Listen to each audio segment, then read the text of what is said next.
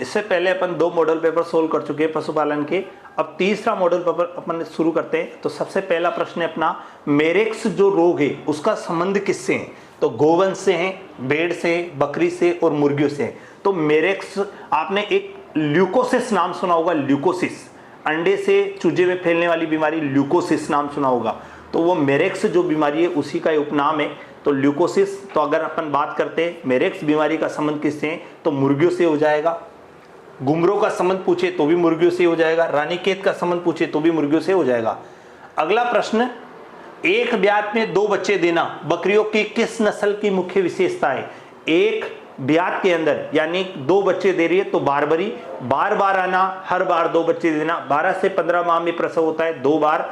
और आप देखो 12 से 15 माह में 2 बार प्रसव होगा और हर बार 2 बच्चे देंगे। इनका उत्पत्ति स्थान सोमालिया, अफ्रीका है, ये भी आपको याद रखना है। और बारबरी बकरी के कान हिरण के समान हमेशा अलर्ट होते हैं, छोटी है, बांध कर पालने के लिए प्रयोग की जाती है। शहरी बकरी के नाम से भी इसको जाना जाता है। पूरा रंग सफेद होता है, शरीर पर कत्थई और लाल रंग के बुरे बुरे धब्बे पाए जाते हैं। तो बारबरी हो जाएगा। अगला देखिए, अगला प्रश्न है, घड़ी के पेंडुलम जैसे लटकते कान, सफेद रोमन नाक, तोता जैसा मुंह किस नस्ल की मुख्य विशेषता है? तो यह जमुनापारी। घड़ी के पेंडुलम जैसे कान है, तोते जैसा इसका मुंह है, रोमन नोक है, शहरी, इसको ग्रामीण बकरी भी कहा जाता है, डेयरी बकरी कहा जाता है। भारतीय बकरियों में सर्वाधिक दूध उत्पादन करने वाली बकरी भी जमुनापारी है। इटावा, मथुरा, उत्तर प्रदेश, इटावा का जो क्षेत्र है जमुनापारी का ही माना जाता है। तो ये चीज आपको याद रखनी है, जमुनापारी इसका आंसर आ जाएगा, जमुनापारी।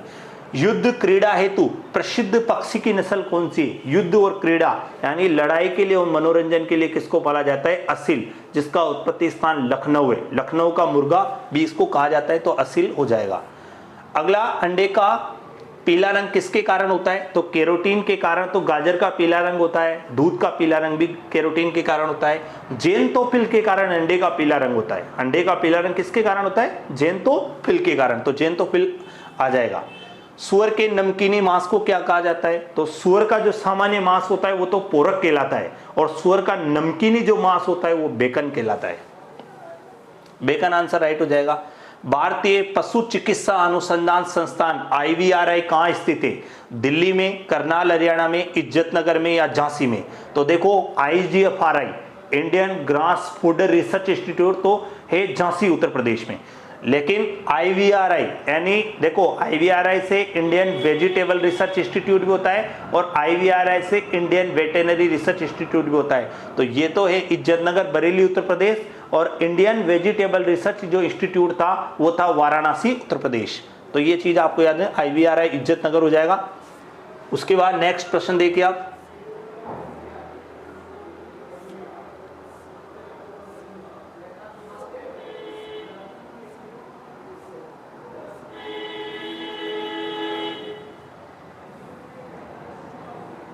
देखिए, स्प्लिनिक फीवर किसका अन्य नाम है? खुरपक्का, मुंहपक्का का, एंथ्रेक्स का, थैलेला का या रिंडरपेस्ट का? Splenic fever. तो स्प्लिनिक फीवर एंथ्रेक्स का उपनाम है। स्प्लिनिक फीवर यानी तिल्ली बुखार होता है, ये भेड़ों में सर्वाधिक होता है। बेसिलस एंथ्रेसिस नामक जीवाणु के कारण ये रोग होता है। इस रोग में पशु का पोस्टमार्टम नहीं किया जाता। प्राकृतिक छिद्रों से रक्त आता है। जानवरों से मनुष्य में फैलने वाली सबसे खतरनाक बीमारी भी कौन सी है? एंथ्रेक्स है।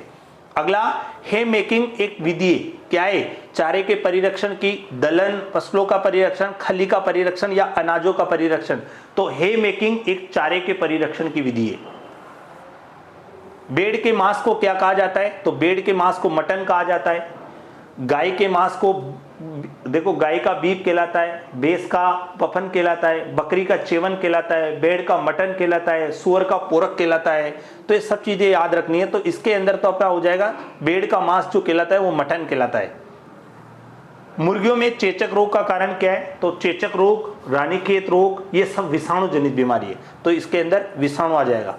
चेचक में आपने देखा होगा कि जैसे नॉर्मल दाने हो जाते हैं, पूरी बॉडी के अंदर दाने हो जाते हैं, छोटे छोटे दाने हो जाते हैं, तो वो दाने फूटने पर वहां एक छाले गौ जैसा बन जाता है। उसके बाद अगला देखिए, अगला देखो, अगला प्रश्न थोड़ा मिलान वाला है और औषधियों का प्रश्न है, तो बहुत इंपॉर्टेंट प्रश्न है। देखो, सबसे पहले औषधि का नाम और उपयोग आपको बताना है। तो अगर अपन इस प्रश्न को सोल्व करते तो कैसे करते हैं ऐसे वाले प्रश्नों को? नीला तोता, नीला तोता क्या है? कृमिनाशक है। यानी पहले के अंदर ऑप्शन अपना ए आ गया। अरंडी का तेल क्या है? अरंडी का तेल विरेचक है, क्योंकि अरंडी का तेल और मैग्नीशियम सल्फेट ये सब विरेचक का काम करते हैं। एल्कोहल उत्तेजक का, यानी एल्कोहल है, कपूर, ये सब उत्तेजक का काम करते हैं। तो तीसरे के अंदर हो गया बी। बोरिक एसिड है, जीवाणु जनित है, यानी कि चौथे के अंदर हो गया सी। तो ए डी बी सी किस में आ रहा है वो आपको चेक करना है, ए डी और बी सी। तो देखो ए डी बी सी किस में आ रहा है, तो सी नंबर का जो ऑप्शन था उसमें आ रहा है ए डी बी और सी, तो ये अपना राइट हो जाएगा। उसके बाद अगला देखिए, अगला रोग आपके सामने आ चुका है। सर्रा किस पशु की बीमारी है? सर्रा, तो सर्रा का संबंध ऊंट से, रट व मस्त का संबंध भी ऊंट से था। सर्रा जो रोग है ये मुख्यतः 3 वर्ष तक चलता है, इसलिए त्रिवर्षा भी कहा जाता है। इसको गलतिया भी नाम से जाना जाता है, ट्रिपोनोसोमा के नाम से भी जाना जाता है। इसका रोग कारक प्रोटोजोआ है। ट्रिपोनोसोमा इवन्साई ये रोग, मतलब ट्रिपोनोसोमा जो इवन्साई है वो इसका रोग कारक है, प्रोटोजोआ के द्वारा हो रहा है। तो ये चीज आपको याद रखना, सर्रा का संबंध ऊंट हो जाएगा। टोडा एक नस्ल है, टोडा किसकी है? तो टोडा भैंस की नस्ल है। टोडा किसकी नस्ल है? भैंस की, तो इसके अंदर भैंस ऑप्शन में राइट हो जाएगा। अगला है पशुओं में प्रजनन किस प्रकार का होता है? पशुओं में प्रजनन किस प्रकार का होता है वो आपसे पूछ रहा है, पशुओं में प्रजनन किस प्रकार का होता है। तो पहला है अपना प्राकृतिक, दूसरा है कृत्रिम, तीसरा है भ्रूण प्रत्यारोपण और चौथा है उपरोक्त सभी। तो पशुओं में तीनों प्रकार के प्रजनन करवाए जाते हैं, ठीक है। प्राकृतिक भी, कृत्रिम भी और भ्रूण प्रत्यारोपण, तीनों प्रकार के प्रजनन करवाए जाते हैं। अगला, पशुओं में जुएं चीचड़े मारने हेतु कौन सी दवा का प्रयोग किया जाता है?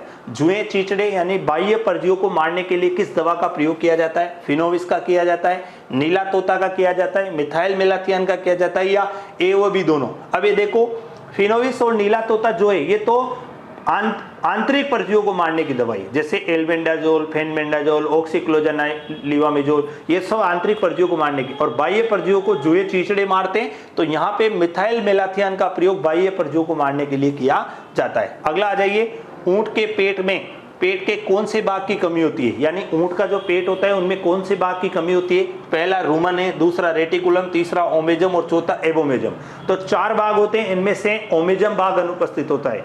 गाय, भैंस, भेड़, बकरियों में 4 पाए जाते हैं जो रुमंती पशु कहलाते हैं। एक अरुमंती होता है जिसमें सिर्फ आमाशय का एक भाग पाया जाता है, एबोमेजम, जिसके अंदर घोड़ा है, गधा है, सुअर है, ये सब इसके अंदर आ जाते हैं। और ऊंट और लामा जो आता है वो आता है शुद्ध रुमंती में, इनमें आमाशय के 3 भाग पाए जाते हैं। और ओमेजम जो भाग होता है, रुमन पाया जाएगा, रेटिकुलम होगा, एबोमेजम होगा, लेकिन ओमेजम भाग अनुपस्थित होता है।